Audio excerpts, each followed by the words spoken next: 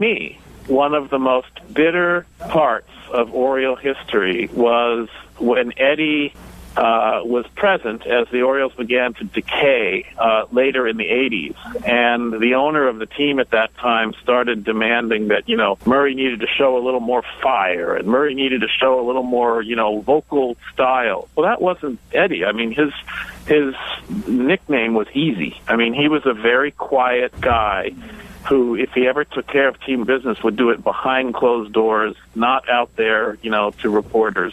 And it was really, really heartbreaking when they traded Eddie. A lot of Oriole fans like me never really got past it. And one of the nicest things to see in later years was when Eddie came back for a brief hoorah and had his 500th home run at Camden Yards. To me, Eddie Murray is still not fully appreciated for being the superlative Hall of Famer that he really was. And I can tell you, I have a friend, a guy named Campbell McGrath. He's a poet, sort of famous poet down in Florida.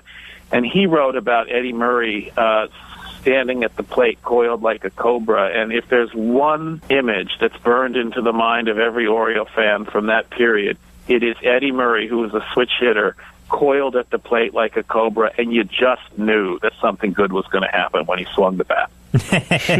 All right, that sounds very, very interesting. But what can you tell us about Jim Palmer? Well, now you're talking about my guy. There you go. Very happy about that. As a little boy, I saw that baseball card, and for some reason or other, I said, okay, that's my man. I think I was about 7 years old at the time. You know how it is. Yeah.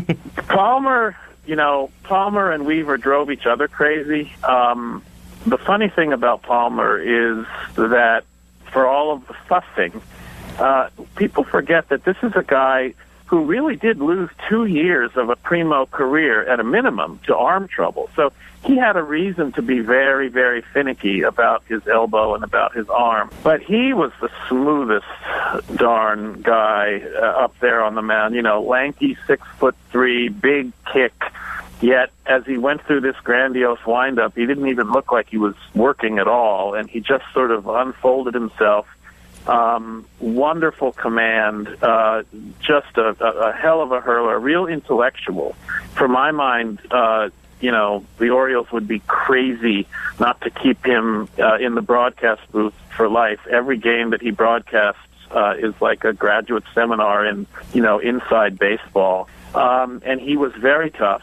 And he was also very kind. I have a few occasions where I bumped into him. One time he met my sister. She was with a group that was singing the national anthem at the stadium. And, he couldn't have been kinder. And he got a lot of ribbing, of course, for the underwear commercial. But everybody thought it was funny at the same time. And, he liked to sort of joke about it. He might say something like, well, if you looked as good as I do, you might wear your underwear in public, too, that kind of thing. Very, very dry sense of humor, not a clown, very serious about the game, a real student of the game. And I think the best way to praise him is to say that he is part of that generation that includes Tom Seaver and Steve Carlton. Those guys, were all-timers. And to think that, in one of the games of the World Series, in '83, Palmer got a win in relief in which Carlton also came in relief. Even I knew at that time I was watching something that was pretty special. Well, it's definitely interesting when you have a player that you grow up and love that plays their entire career with one team, similar to Cal Ripken on the Orioles. They're a favorite of mine, Derek Jeter. So I can understand why you like him a lot. Now, can you lay out for us the career of Gary Roenicke, besides the fact that he has an awesome head of hair? I just saw one of his baseball cards. Great head of hair. Also a character. He early on in his career, he came also, if I'm remembering correctly, I think he came out of the Expos system and was traded to the Orioles in about 1977, if memory serves. A real tough guy. Not necessarily graceful, but big and strong. Roenicke was a part of this very, very successful platoon outfield in left field where, Renicky was a part of it, and John Lowenstein was a part of it, and then occasionally Benny Ayala was a part of it. And Renicky was a real hero in the 1983 playoff. He had a good series there, and he was a good clutch hitter. And a fan favorite. One of the things that Baltimore remembers about him was that early in his career he had a beanball accident, and for a while he used to bat with this contraption that was essentially half of a football mask bolted to the side of his helmet. Now, I don't think it would have done a damn bit of good, but he had sustained a serious blow. I think it was to his face, maybe, if I remember. I think it came off of Dick Cole. And Renicky was a tough guy. That's one thing about Renicky that I can say with assuredness. And, he was the kind of guy that you could say late in the game, as Weaver did time and again, I think we need a hit. Renicky's been on the bench tonight. Hey, Rhino, get out there and keep the game going, and he might do it. Talking to Charlie Kupfer, the author of Something Magic, the Baltimore Orioles, 1979 to 1983. And Charlie, I'll get you out on this. Would you be able to describe to us the career of Ken Singleton? Yes. And to me, Singleton, I have friends, and we can make this up. A lot of people talk about this, the idea that, okay, we've got the Hall of Fame, and that's for the greats. But there ought to be a Hall of Almost Fame for the very, very, very, very goods. And if there was, Ken Singleton would be a part of that introductory class. He's another Oriole who came over from the Expos. He's a native New Yorker. I know he was born in the city. I can't remember which borough. And he was a tremendous ball player. Now, he wasn't fast, but, he played right field and he knew where to be. But if you look at his statistics, this is a guy who hit for over a 280 career average. He had over 1,000 RBIs, and had seasons, all-star seasons in 77, 79. I know he was the leader of that 79 team that lost to the Pirates. I know in 81 he had an all-star season. He was very, very close at different times to being an MVP. I think in 79 he just lost out to Don Baylor. I know that I could be wrong about this, but I think it was in 79 he may have hit 35 home runs. Those are some serious numbers, especially back in those days. I think, if you want to know my opinion of current Oriole ownership, I will tell you that they proved themselves to me to be beyond hope when one year, remember, this is Baltimore we're talking about, they said, well, we're picking our TV crew for this year, and on the one hand, we've got Rick Cerrone, and on the other hand, we've got Ken Singleton. And I'm thinking, well, this is the Orioles we're talking about. Of course you're going to have Singleton. They picked Cerrone. He lasted a year in the booth and was gone, and Singleton is still calling ball games for the Yankees. So love Ken Singleton, great ball player, team leader. And I'll tell you something, you guys are too young to believe this, but it's true. They didn't used to have such a high profile, particularly during the off season. So the Orioles used to open up the stadium, and they would try to sell all the souvenirs that they hadn't sold during the year. And so you could come down and, buy T-shirts cheap or whatever.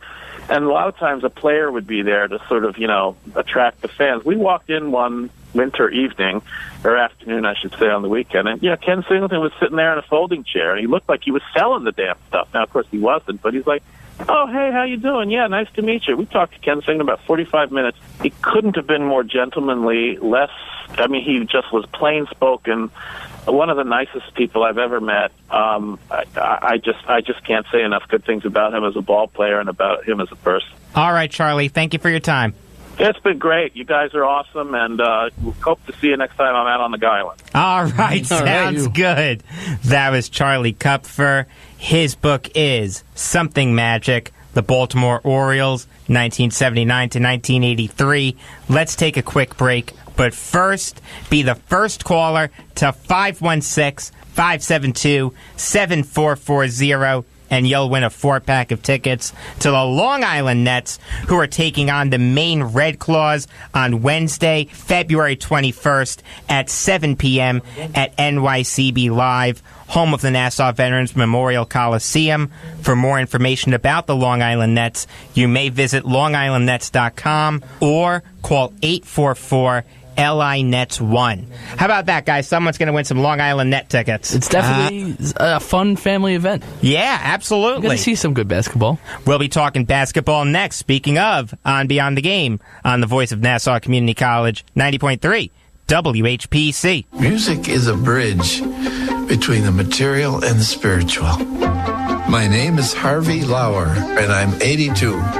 As a blind person, you have to be aware that nobody can tell you what you can or can't do. You really have to try things. My folks got me a little radio in 1940, and that was the best Christmas present I ever got. When I was 11 years old is when I started to play music, play the piano, and then the accordion, and then the cello. My wife, who was also blind, was a good cook. When she died, that's when I started Meals on Wheels. America, let's do lunch. It's Meals on Wheels. 1 in 6 seniors faces the threat of hunger, and millions more live in isolation. Drop off a hot meal and say a quick hello. Volunteer for Meals on Wheels by donating your lunch break at americaletsdolunch.org. This message brought to you by Meals on Wheels America and the Ad Council. The Nassau Mix. Baby, there's nothing holding me back. The 90s, 2K, and today. I'm the one, yeah. I'm the one early. The Nassau Mix. The 90s. Baby, one more time. 2K.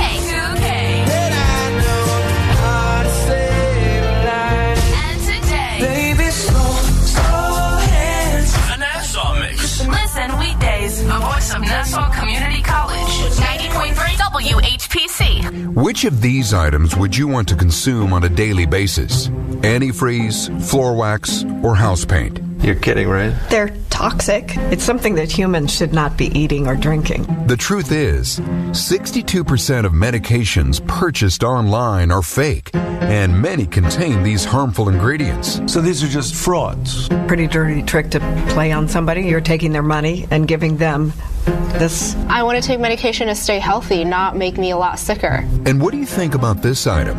That is a big bowl of nothing. Many rogue sites sell prescriptions with little to no medication at all. The good news is you can find legitimate online pharmacies by looking for .pharmacy in a website's address. So if I see .pharmacy, It's legit. Visit safe.pharmacy to learn how you and your loved ones can be certain the medications you buy online are safe.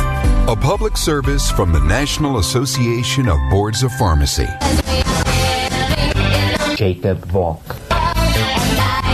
Jacob Volk. All right.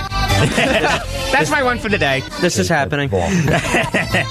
You're listening to Beyond the Game on the voice of Nassau Community College, 90.3 WHPC. This show is on twice a week, Tuesdays at 5 p.m. and Fridays at 3 p.m.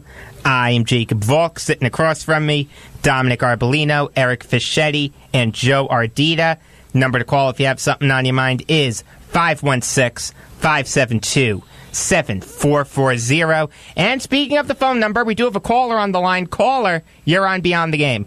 Hi, this is Tara from Oceanside, first-time caller, long-time listener. Thank you. What's on your mind? Hi, I wanted to talk to you about the Olympics. I know they're going to be starting soon, and I just wanted to put in a plug for everybody to root for America and talk about the U.S. hockey teams, both women and men.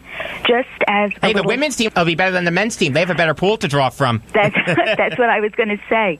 The women actually started playing in 1998 when the Olympics actually recognized hockey as a female sport, and that was the very first year America won the gold for women's hockey. America's won 1 gold, 3 silvers, and 1 bronze. And the first game I checked for women's hockey is going to be February 11th, and very romantic. The first game for men's hockey is on Valentine's Day. So guys like James Wisniewski and Brian Gianto will be bringing their wives to a war zone in South Korea. Yeah, I got news for you. That would work for me. I would be. You want to go to South Korea for your honeymoon? I would be fine with the Olympics. Are you kidding me? In a heartbeat. Even in South Korea, it doesn't concern you at all that it's in a place that could be nuked any minute? I think it's interesting that North Korea and South Korea are against each other, but for the Olympics, they're able to rise as one. Well, and you know what? That's the beauty of the Olympics. Exactly. It's all about politics. That's all what the I Olympics hope. says. I hope they could put politics really aside and play an honest game, no steroids. Just let the best team win, and may America get the most gold medals and silver and bronze while we're at it. I'm a true American. And if you're curious on the stats,